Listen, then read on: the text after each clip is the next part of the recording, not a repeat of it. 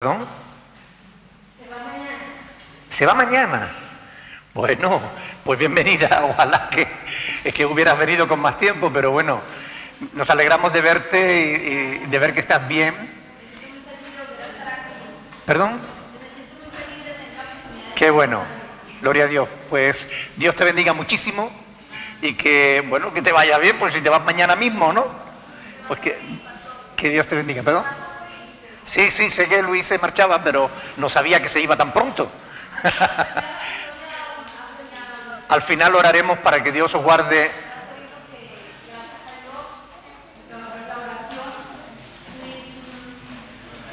Va a tener una bendición muy grande. Dios la bendición con un trabajo y Qué bueno. va a estar muy bien. Qué bien, nos alegramos mucho. Y después, cuando terminemos el estudio, oraremos para que Dios os guarde y os bendiga en el viaje. Bien, gloria a Dios. ¿Cómo están ustedes? ¿Bien? Qué bueno, yo me alegro de que todos estén bien.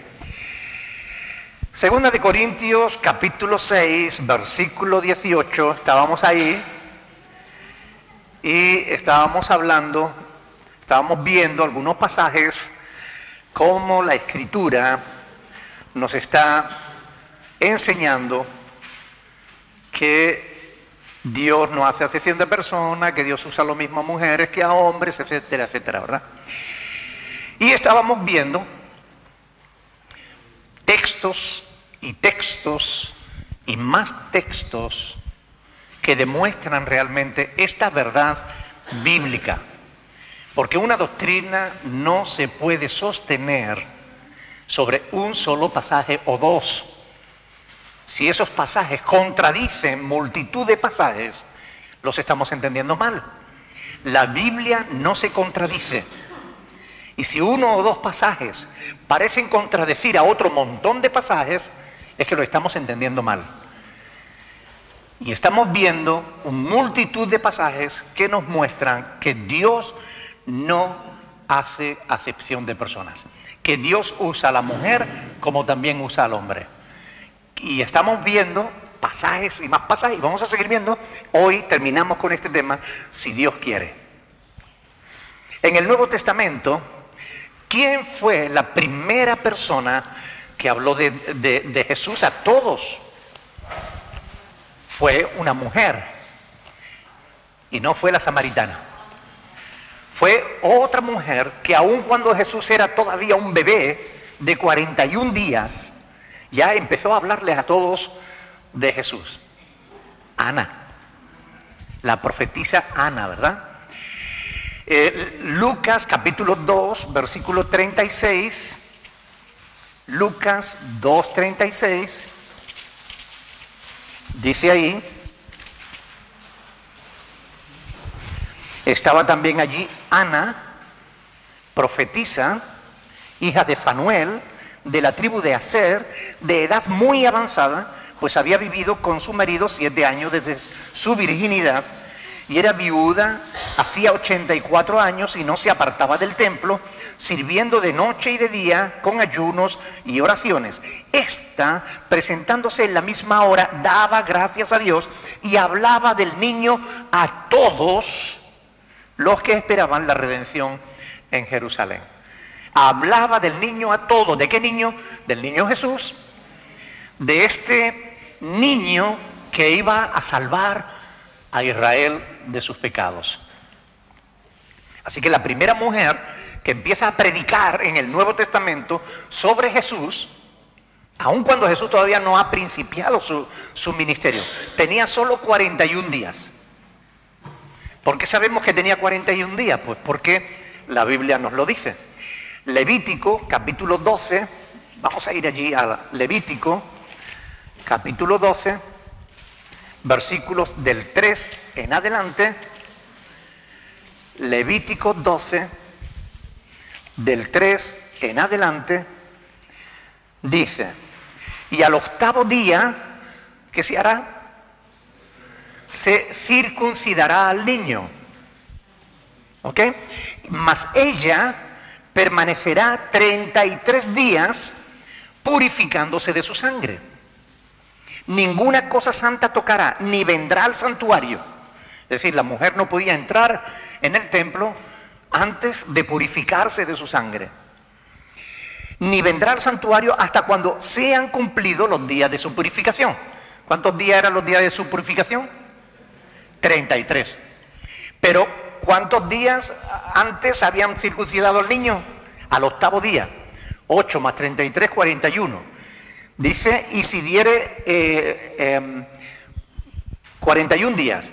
O sea que cuando María va con José a presentar a Jesús al templo, ya Jesús tenía 41 días.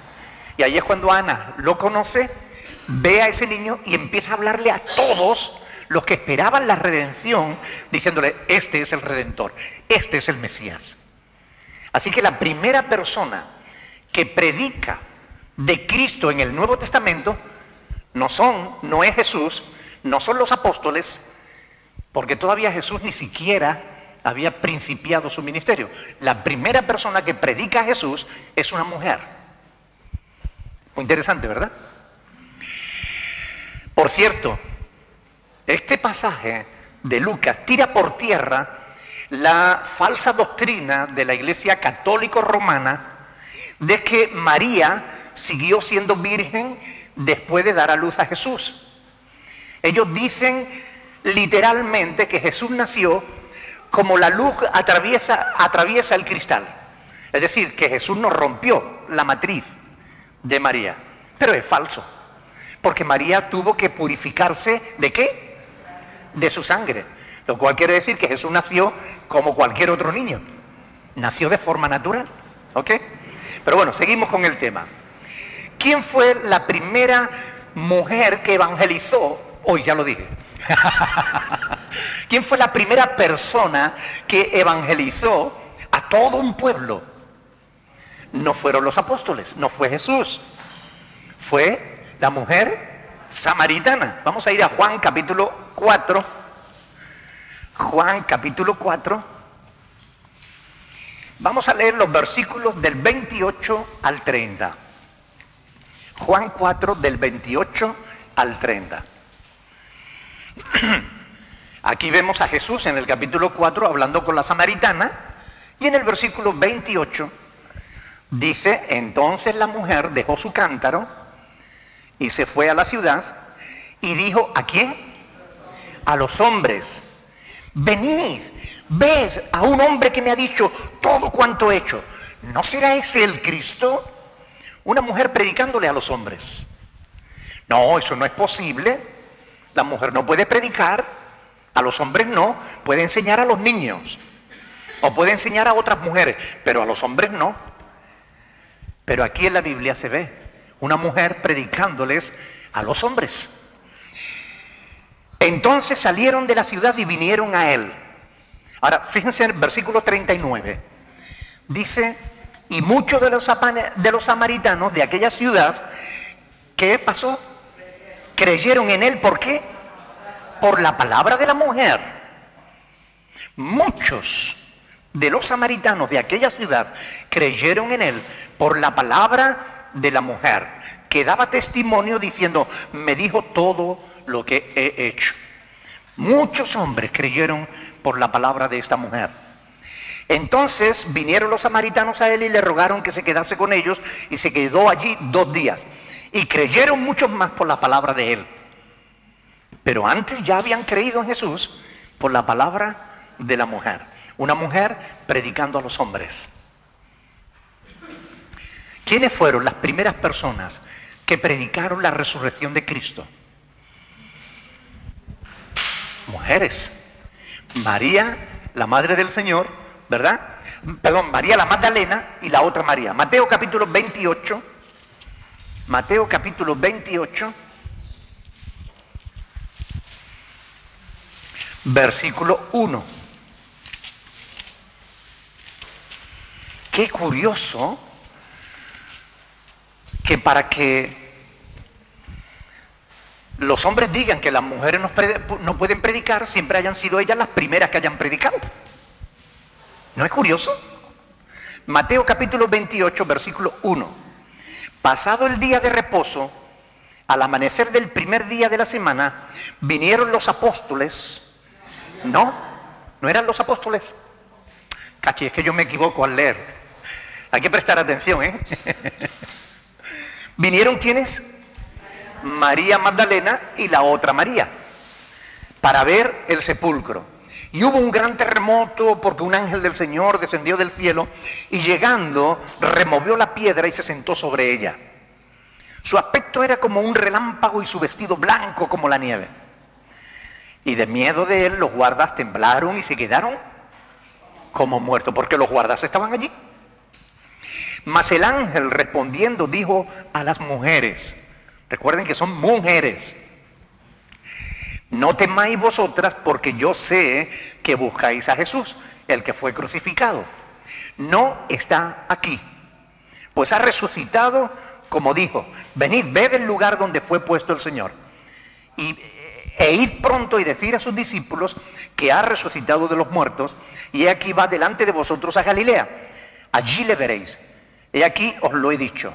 Y entonces ellas, saliendo del sepulcro con temor y gran gozo, fueron corriendo a dar las nuevas a sus discípulos. ¿Qué son las nuevas? El Evangelio. Se llama así, la palabra Evangelio son buenas nuevas, buenas noticias.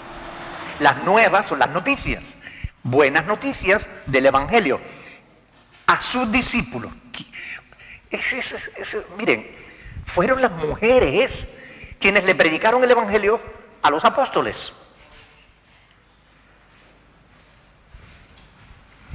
Y como dice ahí, y mientras iban a dar las buenas a los discípulos, aquí Jesús les salió al encuentro diciendo salve, etc.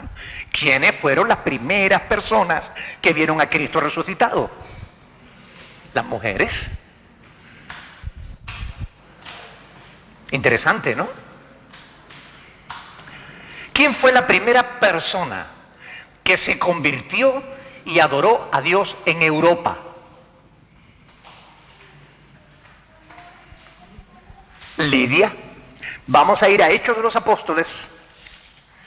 Hechos de los Apóstoles, capítulo 16, versículos del 14 al 15.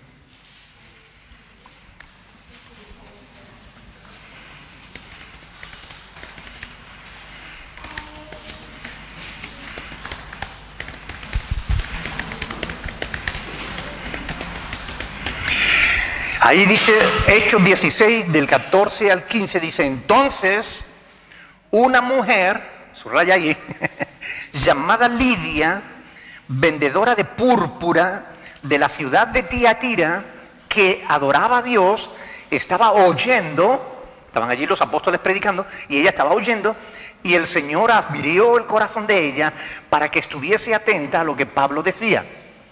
Y cuando fue bautizada, y su familia nos rogó diciendo: si habéis juzgado que yo sea fiel al Señor, entrad en mi casa y posad. ¿Y qué dice? Y nos obligó a quedarnos. Pablo dice, pues esta mujer nos obligó a quedarnos allí. ¿Han leído la carta a los filipenses? ¿Saben, verdad, que Pablo escribió una carta a los filipenses? Bueno, pues esa iglesia, la iglesia de Filipo, comenzó con esta mujer. Este es el primer fruto del apóstol Pablo en Filipo. La primera persona que se convirtió en Europa fue una mujer. La primera iglesia que se abrió en Europa fue en casa de esta mujer. Para mí, estos datos son interesantes, porque me muestran que Dios no menosprecia a la mujer como muchos hacen. ¿No les parece? Han sido muchos casos en los que Dios mismo ha puesto a la mujer por delante del hombre. Muchos casos en su llamado, y muchas también las veces que las mujeres se adelantaron a los hombres en su respuesta al llamado de Dios.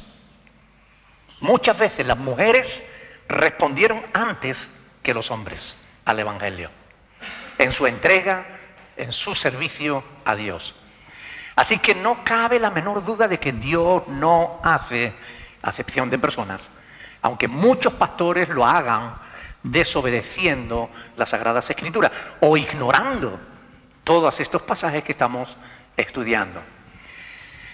Miren, el valor que le damos a las palabras es muy importante, porque va a determinar nuestra exégesis bíblica, es decir, nuestra manera de interpretar la Biblia.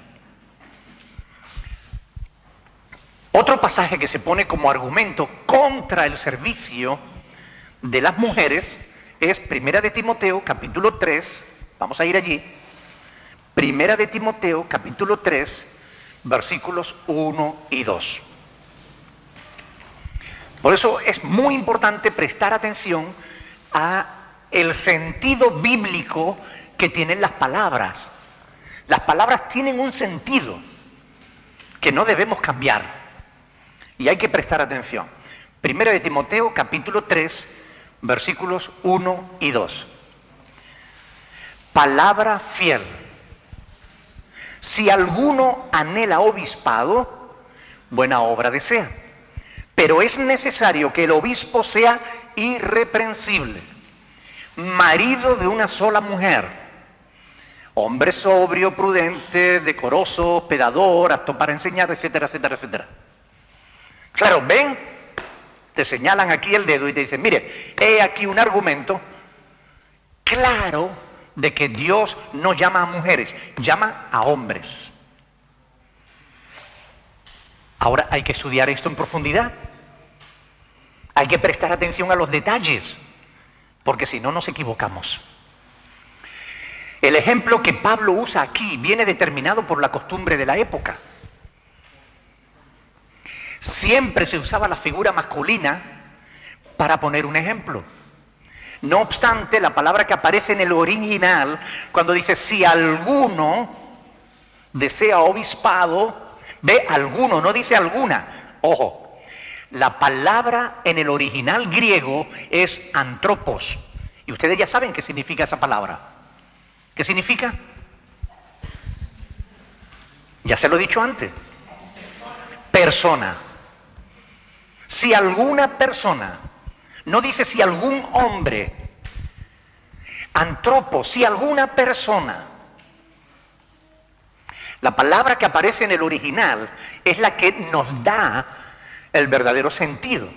Pero claro, es que aquí dice marido de una sola mujer y el marido es hombre. Sí, señor. Repito, es la costumbre de la época poner los ejemplos en masculinos. Todavía se sigue haciendo. Y vamos a ver algunos ejemplos en la Biblia y vamos a poner ejemplos fuera de la Biblia. Porque es normal, es la costumbre.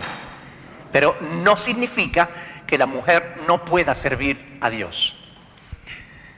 Si la palabra hombre se tuviera que entender, o sea, si la palabra antropos tuviera que traducirse solo como mujer, vamos a tener un problema con la Biblia. Vamos a ver algunos versículos. Cuando dice aquí, tiene que ser marido de una sola mujer, y si fuera mujer, ¿qué diría? Tiene que ser esposa de un solo hombre. Aquí lo importante que está diciendo es que en el ministerio no se admite la poligamia. En el ministerio no se admite a alguien que tenga varias mujeres o varios maridos, sino que tiene que ser de una sola. Ahora, la palabra que define quién puede acceder al ministerio es la palabra antropos. Vamos a ver esa palabra en otros textos. 1 de Timoteo, capítulo 2, poquito antes, versículo 4. 2:4. El cual quiere que todos los hombres sean salvos y vengan al conocimiento de la verdad. Si tomamos literalmente este pasaje tal como está escrito, ¿a quién querría salvar Dios? Solo a los hombres. Ahora, ¿ustedes creen que esa es la correcta forma de interpretar la Escritura? No. La palabra que aparece ahí en el original es todos, antropos, todas las personas, todas las gentes, todos los seres humanos. Dios quiere salvar a todo ser humano. Dios quiere salvar a todas las personas. y que todas las personas vengan al conocimiento de la verdad. La palabra, repito, que aparece en el original griego, antropos, significa persona, no hombre. Se traduce hombre porque la palabra hombre engloba a todos, hombres y mujeres. ¿Ok? Y vamos a verlo en otros pasajes. En la Biblia encontramos muchos ejemplos de este tema. Vamos a ir a Mateo capítulo 5, versículo 16. Mateo capítulo 5, versículos 16.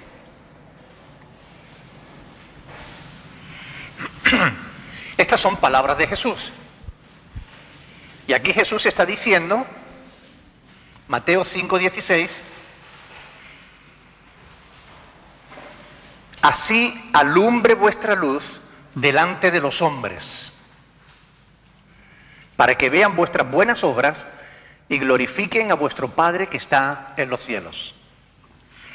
El testimonio que debemos dar los cristianos es para alumbrar solo a los hombres o también a las mujeres.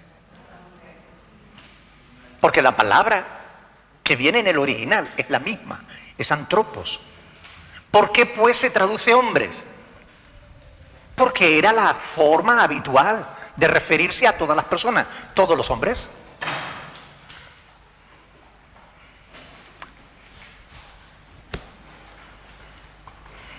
¿Solo delante de los hombres debemos ser luminares o también delante de las mujeres? Mateo 6, versículos 14 y 15. 6, 14 y 15. Porque si perdonáis a los hombres sus ofensas, os perdonará también a vosotros vuestro Padre Celestial. Mas si no perdonáis a los hombres sus ofensas, tampoco vuestro Padre os perdonará vuestras ofensas. La pregunta es, ¿solo hay que perdonar a aquellas personas que nos ofenden en caso de que sean hombres? Si nos ofende una mujer, ¿no tenemos que perdonarla? Así deberíamos interpretarlo si tomamos la palabra hombre en sentido literal. Pero en el original, la palabra que aparece ahí es antropos. Así que tenemos que leerlo, porque si perdonáis a las personas sus ofensas, os perdonará también a vosotros vuestro Padre Celestial. ¿Entienden la importancia de prestar atención a los detalles? Hechos capítulo 17, versículo 30. Como ven, hay multitud de pasajes, bueno, y muchísimos más que no los vamos a ver todos porque sería incansable. Hechos 17, versículo 30.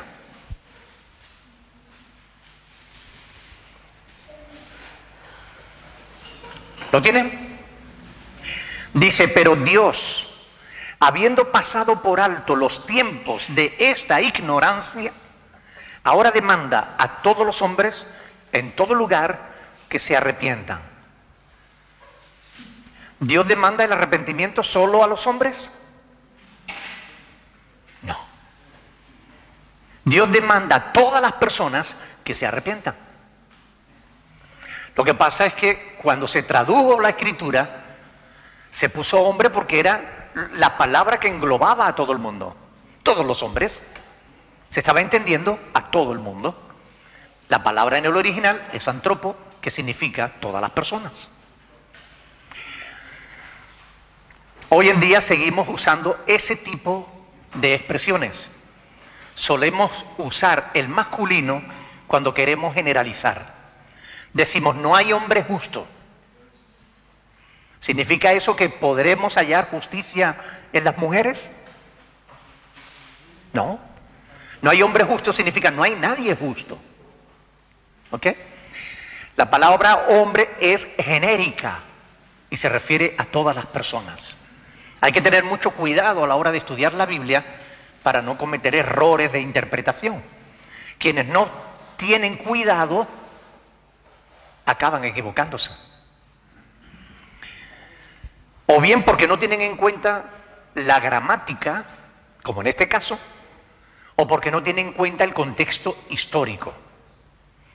El mejor método de interpretación bíblica es el histórico gramatical. Es decir, aquel que tiene en cuenta la historia que rodea ese pasaje. ¿Quién, por qué, dónde, cuándo, cómo, de qué manera, a quién, por qué, para qué? Es decir, tenemos que estudiar en profundidad. Y para hacerlo tenemos que meternos en la historia. Por tanto, es importante conocer el contexto histórico. ¿Por qué dijo Pablo eso? Si alguno anhela obispado. En realidad Pablo no dijo si alguno. Pablo dijo si alguna persona anhela obispado, buena obra desea. Pero es necesario que cumpla una serie de requisitos. Y se usa el masculino como el que engloba a toda la humanidad. Eso en gramática tiene un nombre. Se llama sinécdoque. Una sinécdoque es tomar la parte por el todo. Nos referimos a una parte de la humanidad, pero nos estamos refiriendo en realidad a toda la humanidad. ¿Entienden el sentido de lo que es la palabra sinécdoque? En gramática se estudia eso. No es lo mismo una palabra literal que una palabra figurada. Cuando decimos, tus cabellos son oro, ¿tenemos que entenderlo literalmente? Tu cabello brilla como el oro. Si decimos brilla como el oro, estamos poniendo una metáfora. Jehová es escudo. No decimos es como un escudo. No, Jehová es escudo.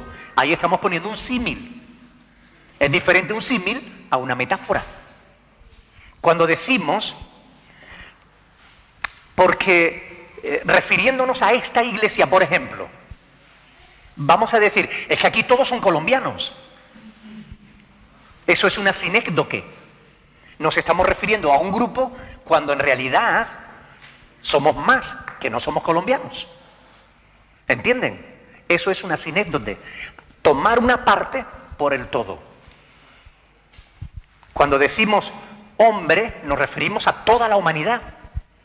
Pero estamos hablando en realidad de solo una parte de esa humanidad. Pero en realidad queremos hablar de toda la humanidad. El histórico gramatical es el mejor modo de interpretar las escrituras. Si no tengo en cuenta la historia, si no me meto dentro de la historia, si no entiendo dónde estaba, con quién hablaba, a quién le escribió, por qué le escribió, para qué le escribió, cómo lo entendió aquel al que le escribió, cómo lo tenemos que entender nosotros. Si no me meto en la historia, no voy a poder entender el pasaje del mismo modo. Voy a malinterpretar la escritura. Y si no tengo en cuenta las diferencias gramaticales, el contexto gramatical, también voy a cometer errores. Ustedes saben que la Iglesia Católica adora la hostia. Es decir, la oblea, la galleta que ellos dan cuando realizan lo que es la Eucaristía, la comunión. Ellos creen que cuando se ora para bendecirla, esa hostia se convierte en verdadero cuerpo de Cristo. ¿Por qué? Porque ellos toman una frase de Jesús.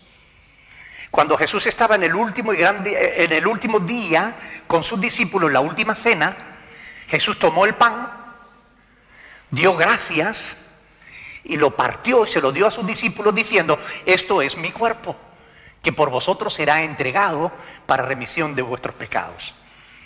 Como Cristo dijo, esto es mi cuerpo, ellos lo interpretan de manera literal. No tienen en cuenta que Jesús estaba poniendo un símil. No tener en cuenta el contexto gramatical les lleva a cometer un error de interpretación y acaban creyendo una tontería.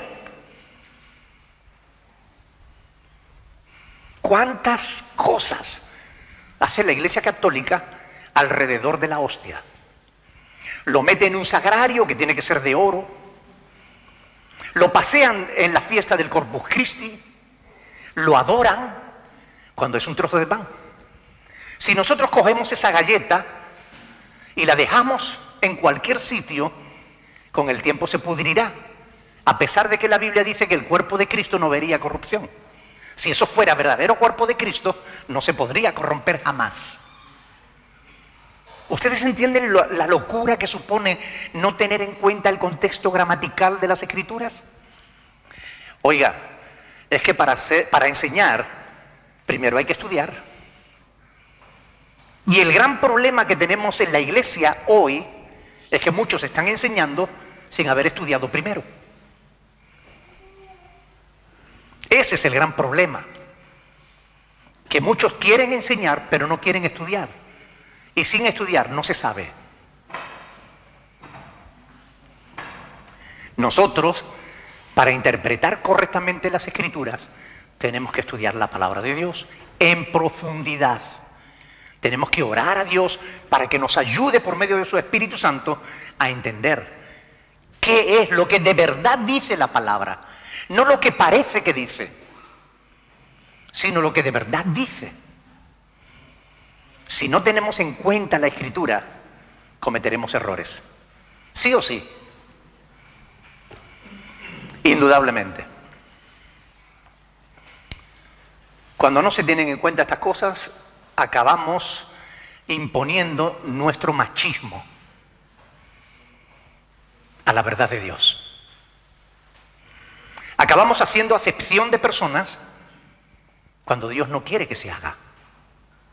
Acabamos prohibiendo que la mujer enseñe cuando la voluntad de Dios es que no se haga diferencia entre hombres o mujeres. Y si Dios, por medio de su Espíritu Santo, le da a una mujer el don de la enseñanza, es para que lo use, no es para que lo guarde. Así que de manera clara, de manera muy, muy clara, toda la Biblia, desde el Antiguo hasta el Nuevo Testamento, nos enseña que para Dios no hay diferencia entre hombres y mujeres. Les voy a leer un párrafo de un libro de Paulo Branco, un amigo nuestro, que es presidente de las Asambleas de Dios de Portugal. Él estuvo como misionero mucho tiempo en nuestra tierra, en la provincia de Cádiz. En uno de sus libros, Pablo Branco escribe esto: en la carta de Plinio el joven, a Trajano, es decir, eran de los llamados padres de la iglesia, ¿ok? En la carta de Plinio el joven a Trajano, a principio del siglo II, estamos hablando del 111 o 112, en la que éste pide instrucciones sobre cómo proceder, menciona que en el transcurso de sus investigaciones, escuchen bien, torturó a 2 esclavas que decían, a quienes llamaban ministras.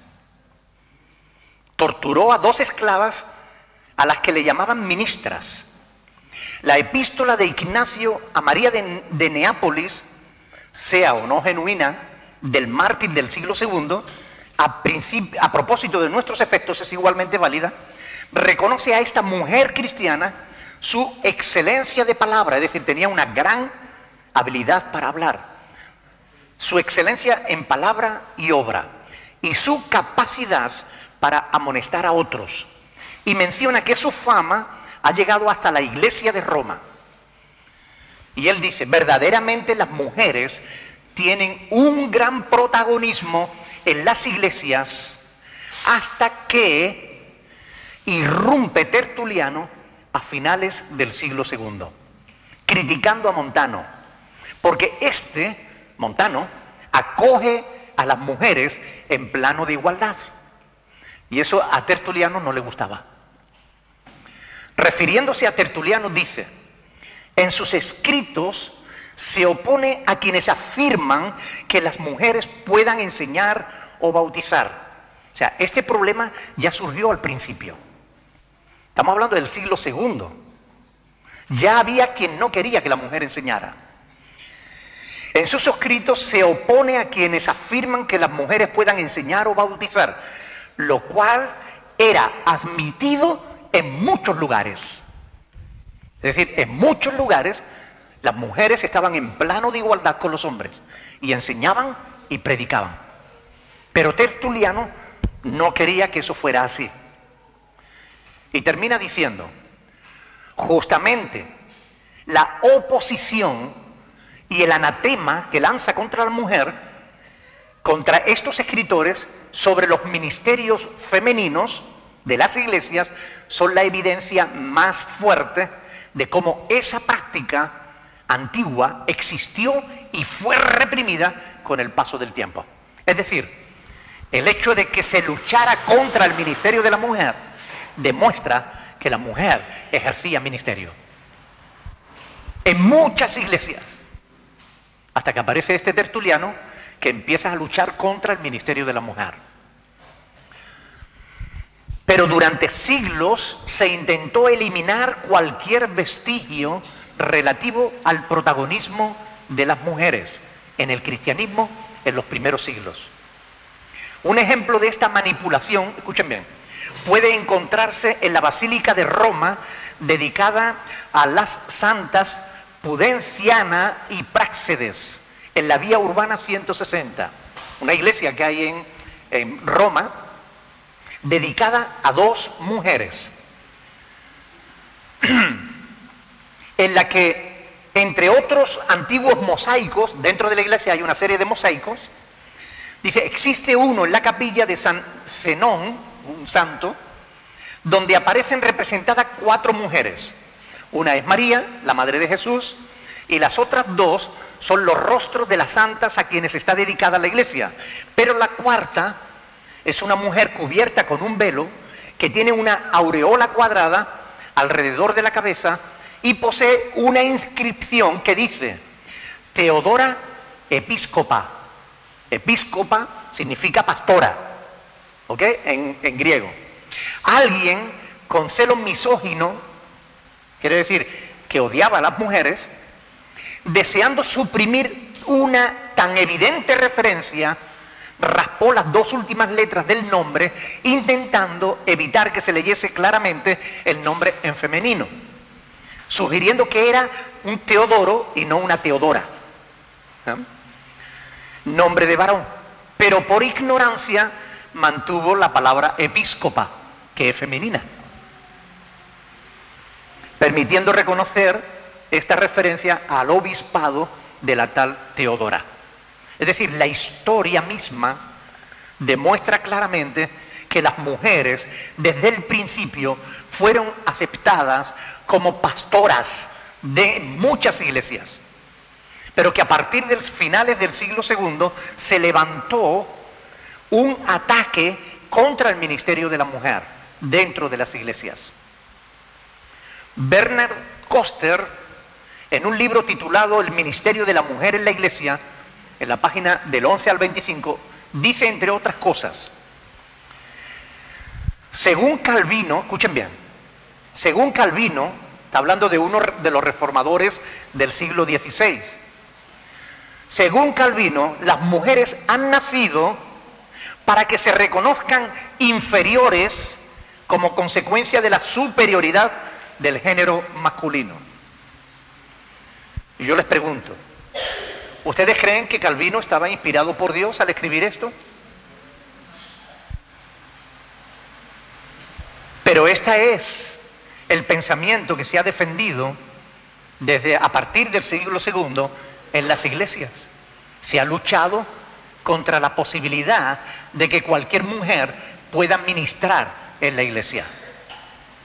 Este tipo de argumentos aún perdura dentro de la iglesia como residuo de una época de oscurantismo, de tiniebla, de ceguera espiritual que azotó al pueblo cristiano durante el tiempo en que la Iglesia Católica Romana se impuso su hegemonía, impuso su poder sobre el resto de la cristiandad. Oscurantismo, como digo, que todavía hasta el día de hoy perdura. No solo en la Iglesia de Roma, sino en muchas iglesias protestantes también. En realidad, como hemos visto a lo largo de todo este estudio, La Biblia enseña sin ningún género de duda la igualdad entre hombres y mujeres, en todos los sentidos, especialmente en cuanto al servicio a Dios. Un hombre puede servir a Dios, una mujer puede servir a Dios. Las prohibiciones bíblicas que hemos visto de la mujer, del ministerio de la mujer, deben ser consideradas como lo que son. Pasajes históricos que nos hablan de una realidad local, puntual, de una iglesia concreto que tenía un problema concreto, y aquellas prohibiciones eran para ese lugar, para esa época, para esa congregación, para aquellas mujeres que estaban metiendo la pata. Pero no pueden ser tomados como la norma a seguir en la iglesia de Cristo. La igualdad entre hombres y mujeres exige que haya también igualdad de ministerios. Si somos iguales, porque Calvino no tiene razón, los hombres no somos superiores a las mujeres en nada, ni las mujeres son inferiores a los hombres en nada. Si somos iguales y si Dios nos contempla iguales, también igualmente las mujeres deben tener acceso al ministerio en la iglesia. Y nadie tiene derecho a impedir que la mujer pueda servir a Dios si reúne los requisitos que la palabra de Dios dice, igual que los hombres. Hay muchos hombres en el ministerio que no deberían estar ministrando porque no reúnen los requisitos que la palabra de Dios exige. Sinceramente, después de todo este estudio que hemos visto, creo que el tema del ministerio en la mujer se aclara mucho cuando nos preguntamos: ¿puede Dios usar a una mujer para exponer su palabra? ¿Cuál sería la respuesta? ¿Puede Dios hacer eso? Dios es soberano y puede hacer lo que Él quiera. ¿Y quién se atreverá a decirle a Dios, soberano y todopoderoso, que no puede hacer algo? El gran problema que veo con esta cuestión es: ¿por qué limitar a Dios? ¿Por qué nosotros le vamos a decir a Dios a quién le tienes que dar el don o el llamado al ministerio? ¿Quiénes somos nosotros para decirle a Dios lo que tiene que hacer o cómo lo tiene que hacer? ¿No es Él omnipotente? ¿No es Él soberano, todopoderoso? Si el ángel Gabriel, cuando anunció a María el nacimiento de Jesús, le dijo: nada hay imposible para Dios. Porque ella dijo: ¿cómo va a ser eso si yo no conozco varón, no? El ángel le dijo: nada hay imposible para Dios.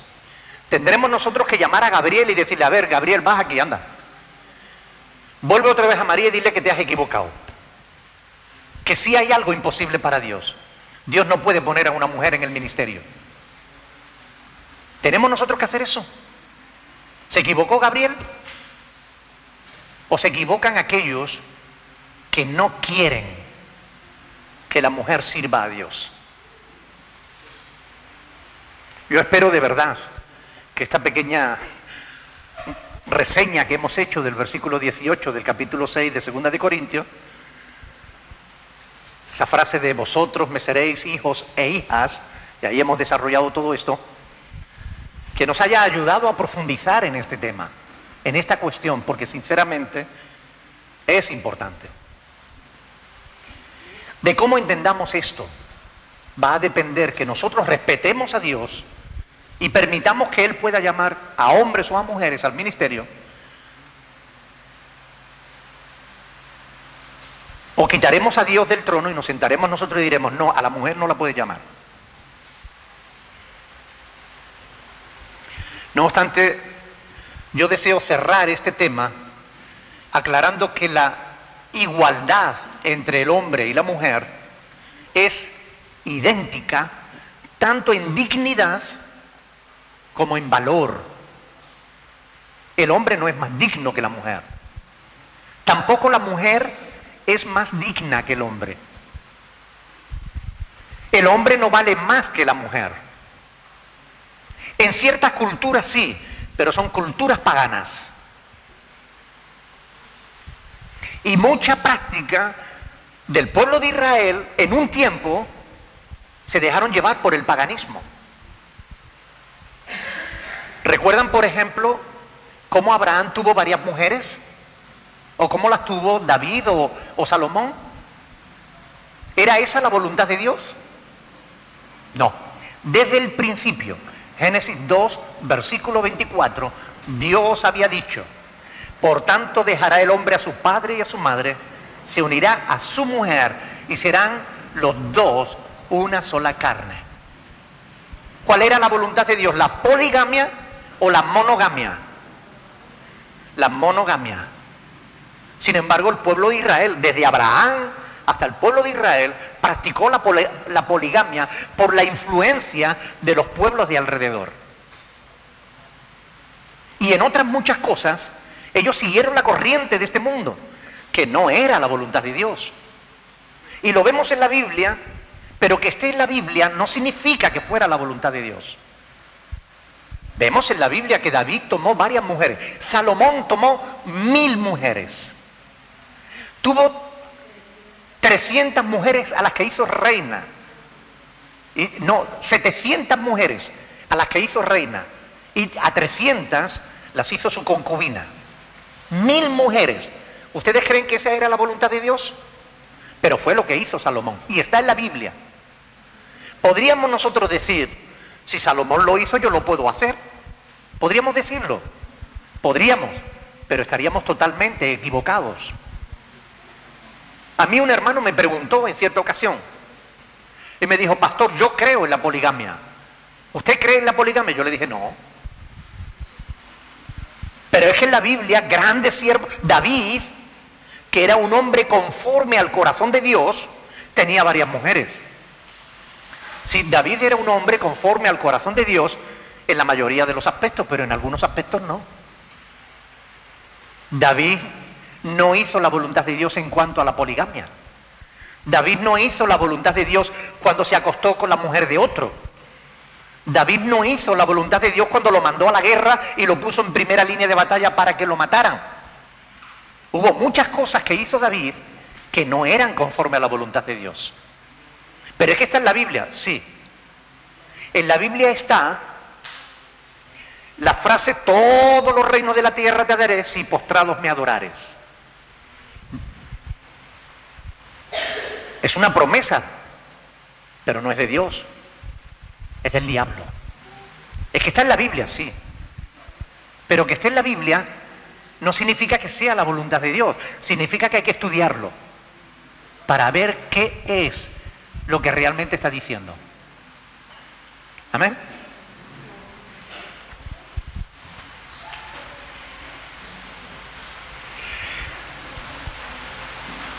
El hombre y la mujer somos iguales en dignidad, en valor, en igualdad ministerial de cara a la iglesia. Ahora, eso no significa que no haya que respetar el orden que Dios ha establecido en la familia, porque Dios ha establecido un orden en la familia. Vamos a ir a 1 Corintios capítulo 11. 1 Corintios capítulo 11, versículo 3. Vamos a leerlo desde el versículo 2 porque aquí hay otro detalle interesante. 1 Corintios 11, versículo 2. Aquí vamos a ver una sinécdoque. Versículo 2. Os alabo, hermanos, porque en todo os acordáis de mí y retenéis las instrucciones tal como os las entregué. ¿Esto es así? Se refería: en todo os acordáis de mí y retenéis las instrucciones tal como os las entregué. ¿Está hablando de toda la iglesia de Corinto? ¿O de un grupo de la iglesia de Corinto? ¿Qué creen ustedes? Claro, la carta no hubiera sido necesaria si todos hubieran estado siguiendo las instrucciones de Pablo. Había un grupo que no estaba siguiendo las instrucciones de Pablo. Si leen ustedes 1 Corintios 3, verán que ahí había divisiones, problemas, y uno decía yo soy de Apolo, el otro decía yo soy de Cefa, el otro decía yo soy de Cristo. Había problemas. Sin embargo, Pablo aquí dice, os alabo, hermanos, porque en todo os acordáis de mí y retenéis las instrucciones tal como os las entregué. Esto es una sinécdoque. Hay que entenderlo. Está hablando de todos cuando se refiere a una parte. Lo mismo que cuando se refiere a una parte, cuando en realidad está hablando de todos. ¿Ok? Ahora, versículo 3. Pero quiero que sepáis que Cristo es la cabeza de todo varón. Y el varón es la cabeza de la mujer. Y Dios la cabeza de Cristo. Esto es un orden que Dios establece en la familia. Muchos interpretan que este orden es también en la iglesia. Pero aquí está hablando de relación. Y en todo su contexto va a ver que está hablando de la relación entre el hombre y la mujer. Está hablando de la familia. Ahora, quienes pretenden ver aquí una jerarquía de mandato, se equivocan. Porque aquí no está hablando de una jerarquía de orden, de mandato. No hay una superioridad. No está hablando de superioridad. No es que el hombre sea mejor que la mujer. No es que el hombre tenga que mandar a la mujer y que la mujer tenga que obedecer al hombre. Está poniendo un ejemplo claro. Está diciendo, Cristo es la cabeza del varón.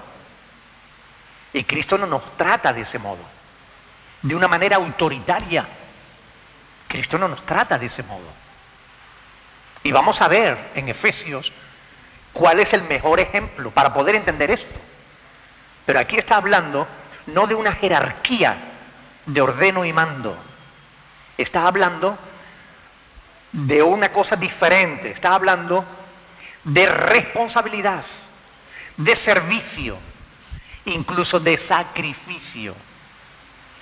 Ser la cabeza significa que tiene la responsabilidad, que tienes que servir al pueblo, tienes que guiar, dirigir, sí, pero no dando órdenes, que así es como se interpreta, la cabeza da órdenes al cuerpo. No, cuidado, cuidado, porque recuerden, Cristo es la cabeza del varón, y vamos a entender eso cuando veamos Efesios capítulo 5, versículo 25. Efesios 5, 25. Maridos, amad a vuestra, no dice mandad, dice amad. De esto es de lo que trata 1 Corintios 11. Amad a vuestras mujeres, así como Cristo amó a la iglesia. Efesios 5, 25. ¿Y qué hizo? Se entregó a sí mismo por ella. A esto es a lo que se refiere 1 Corintios 11, versículo... Ya se no... Uy, perdón. Se me ha ido el tiempo volando, no me he dado cuenta. Bueno, voy a tratar de cerrar esto. Por tanto, no se trata de una jerarquía de mandato. Se trata de amor. Se trata de servicio. Se trata de responsabilidad. Yo soy la cabeza de mi esposa. Yo soy responsable por su bienestar. Yo soy responsable de amarla, de protegerla, de bendecirla. Y si es necesario, me tengo que sacrificar por ella. Eso es el verdadero sentido de la Escritura. No como se quiere entender. Aquí mando yo porque para eso soy la cabeza del hogar. Si alguien te dice eso, si tu marido te dice eso, dile, ojo que tú también tienes otra cabeza. Sométete a Cristo y ámame como Cristo enseña en su palabra. Porque antes del versículo 25, antes de llegar ahí, en el versículo 21, dice ahí el apóstol, someteos unos a otros en el temor de Dios. No solo la mujer está sometida al esposo, tiene que haber un sometimiento mutuo. Es verdad que la responsabilidad la tiene el esposo y él va a tener que dar cuenta delante de Dios por cómo haya ejercido su responsabilidad. Pero el sometimiento debe ser mutuo. Así que por fin llegamos al final de este tema. Ahora lo que nos toca es tomar postura. ¿Vamos a seguir creyendo que la mujer no puede ser sierva de Dios? ¿Que la mujer no puede predicar ni puede enseñar, sino que tiene que estar en silencio en la iglesia? ¿O vamos a creer a Dios?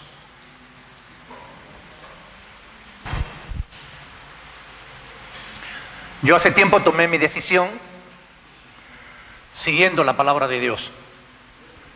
Yo no pienso contradecir a Dios. Yo quiero respetar y obedecer la Escritura. Por eso en esta iglesia la mujer puede enseñar, la mujer puede predicar, la mujer puede ejercer aquella labor a la que Dios le haya llamado.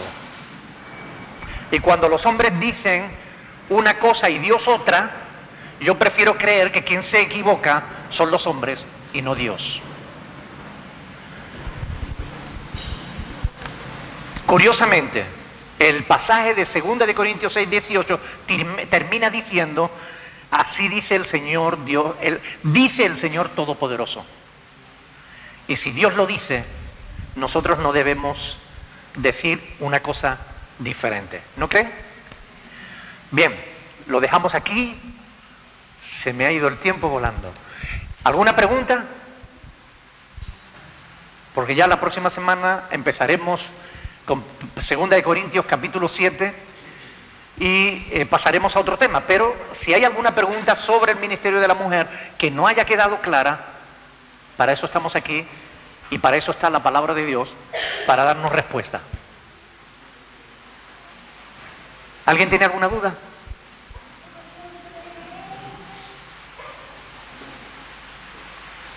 Entonces que ustedes... Sí, ya hemos explicado el contexto de ese pasaje y hemos visto que había un problema puntual en la iglesia de Éfeso. Ya esto lo hemos hablado antes. Ahora cuando termine la reunión yo le respondo la pregunta al hermano, porque es abundar sobre lo que ya hemos visto. ¿Alguna otra pregunta? Ustedes que son muy buenos estudiantes. Vamos a orar al Señor.